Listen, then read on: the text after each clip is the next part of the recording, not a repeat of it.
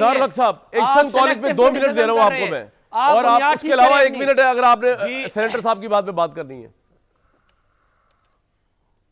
नहीं, मैंने इनकी बात पर बात नहीं करनी, मैंने अपनी बात करनी है। आप मुझे वक्त देंगे 2, 2.5, 3 मिनट? सर 2.5 मिनट पहले मैं ये वजाहत कर दूं कि जिस दिन इमरान खान ने बुज़दार को लगाया था उस दिन से मैं टीवी पर भी पीटीआई के खिलाफ बोल रहा हूं, मैं कॉलम भी पीटीआई के खिलाफ लिख रहा हूं। दूसरी बात यह है कि हम मानते हैं कि नवाज शरीफ साहब ने मोटरवे बनाई है।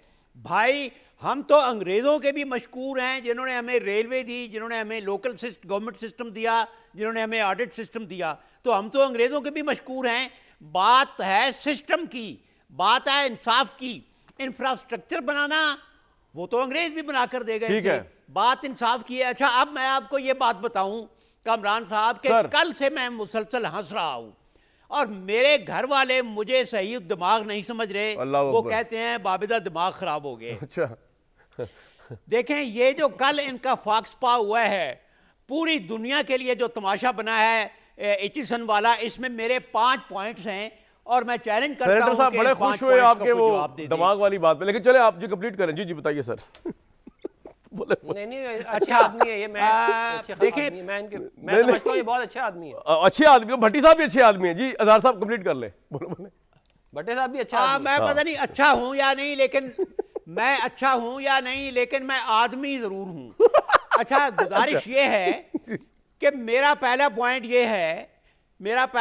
ये है कि कल जब ये एचिसन वाला हादसा हुआ तो उसके बाद लाइन लग गई नून लीग के वजीरों की। बाजमात तेरी सरकार में पहुंचे तो सभी एक हुए, डॉक्टर फजल साहब, अताउल्लाह तारड़ साहब, मुसद्दिक मलिक साहब, उस्मा बुखारी साहब, ये सब जनाब इन्होंने बेयक आवाज एक कोरस में ये गाना शुरू कर दिया कि जो हुआ है ठीक हुआ है। दूसरा पॉइंट ये कह रहे हैं अताउल्लाह तारड़ साहब और दूसरे लोग कि जो हुआ है कानून के मुताबिक हुआ है, कानून सबके लिए है। मैं पूछता हूं कि अगर ये कानून सबके लिए है तो क्या ये कानून सिर्फ एक आदमी के लिए नहीं तब्दील हुआ?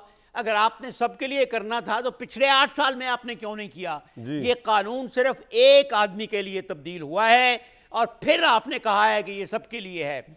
मेरा तीसरा पॉइंट, क्या किसी और बच्चे के लिए भी गवर्नर साहब इतनी कोशिश करते? क्या किसी और बच्चे के लिए भी ये प्रिंसिपल को अपने दफ्तर में बुलाते, जो एक इंतहाई शर्मनाक काम है? क्या किसी और बच्चे के लिए भी बोर्ड ऑफ गवर्नर का इजलास कॉलेज के बजाय दफ्तर में करते? ये मेरा तीसरा पॉइंट है। चौथा पॉइंट, इन्हें शर्म नहीं आई कि ये तमाशा अपना बना रहे हैं कि जब प्रिंसिपल ने इस्तीफा दिया तो ये कह रहे हैं कि वो 40 लाख तनख्वाह ले रहा है तो इंक्वायरी हो रही है। अरे भाई, मेरी सारी जिंदगी ऑडिट में गुजरी है, तनख्वाह का ऑडिट कब से हुआ है यार? 40 लाख आपने उसको कॉन्ट्रैक्ट में दिया है। Very correct. 100 छुट्टियां तो बच्चे भी कर रहे हैं, बच्चे तो 1-1 साल की कर रहे हैं। इन्होंने मद का इनका अपना मद का बनाया है। बिल्कुल ठीक है। अच्छा, मेरा 5वां पॉइंट देखिए, मैं बहुत जल्दी बोल रहा हूं सर। मेरा 5वां पॉइंट ये है कि इस सारे मसले की जड़ शरीफ बिरादरान का क्रोनिज्म है। ये हमेशा एक ब्यूरोक्रेट को पिक करते हैं, फिर उसको ये प्रोटेक्ट करते हैं। इन्होंने पिछले दफा, आपको याद है, एक पुलिस के अफसर को इन्होंने सेनेटर बनाया था। जी आपने बताया। अल्लाह बख्शे उनका इंतकाल हो गया। आगे आपका 4 मिनट हो गए। पूरे अपने सेनेटर की अहद में उन्होंने कोई काम नहीं किया। बिल्कुल ठीक है सर, आप पहले बता चुके हैं, कोई बिल नहीं पास किया। आपका पॉइंट आ गया। अच्छा, फिर इन्होंने जो वो साहब थे बहुत, जिनके बारे में मिसाले बेतहाशा है, आपका पॉइंट आ गया। मिसाले बेतहाशा आपका पॉइंट जी है। अच्छा, नहीं, मेरा एक पॉइंट रहता है। मॉडल टाउन फेम के ब्यूरोक्रेट को इन्होंने चुना, उसके बाद उसके एहसान का बदला उतारने के लिए उसको WTO में लगाया। उसका कोई ताल्लुक नहीं था WTO से, अब उसे वर्ल्ड बैंक में भेज रहा है।